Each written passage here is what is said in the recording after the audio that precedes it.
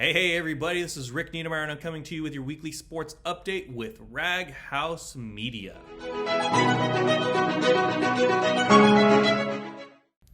Last night, the NBA restarted its regular season with a couple games down in Orlando. Yes, every sport that's consistently happening is happening in Orlando.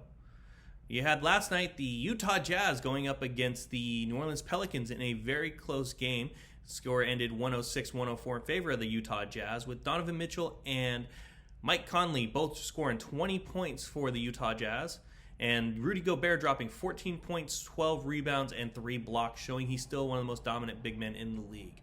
Rudy Gobert also did drop the final 2 free throws at the end of that game with about 6.9 seconds left to put the game out of reach for the Utah Jazz. Brandon Ingram scored 23 points, had 8 rebounds for the Pelicans, and the big story, Zion Williamson, 13 points, 6 of 8 shooting, 15 minutes. Why is he on a minutes restriction? He's had 4 months off. Yes, he was quarantined for 4 days. Yes, I understand that. But let the kid go. He's the best player on your team. Yes, Brandon Ingram is amazingly awesome. I have always liked Brandon Ingram. But Zion is on a whole nother level. Let him go. Just let him go. The chemistry he's built with Lonzo, the chemistry he's building with Brandon Ingram, that's an exciting team. Let them go. You're fighting for the playoffs. No minute restriction. You can make the playoffs. Let him go.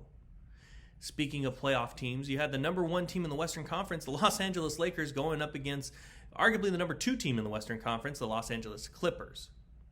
Now, you'll never see them go 1-2 because they're in the same division in the Western Conference. So the best chance that we could see them playing in the playoffs would probably be the Western Conference Final, where everybody and their brother is saying that they're going to meet. Last night, though, Lou Williams and Montrezl Harrell did not play for the Clippers, which was a big impact. Lou Williams was actually quarantined for 10 days after pictures were surfaced of him being in an Atlanta strip club while he was away from the bubble. Yes, strip club.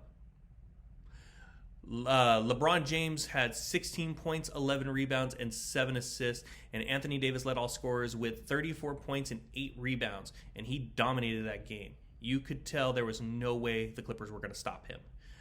Clippers had Kawhi Leonard dropping 28 points and Paul George dropping 30 points.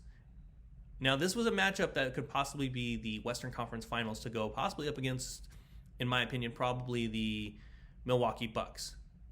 But this just shows how close they are. But it also shows that the Clippers might actually be a little bit of a step ahead of the Lakers, as they were missing Lou Williams, arguably the best 6th man in the league, who is instant offense. What does that mean for the rest of the league? What does that mean for the Clippers going forward? We're going to find out in the weeks to come. Again, this has been Rick Niedermeyer with Rag House Media for your weekly sports update, and I will catch you on the rebound.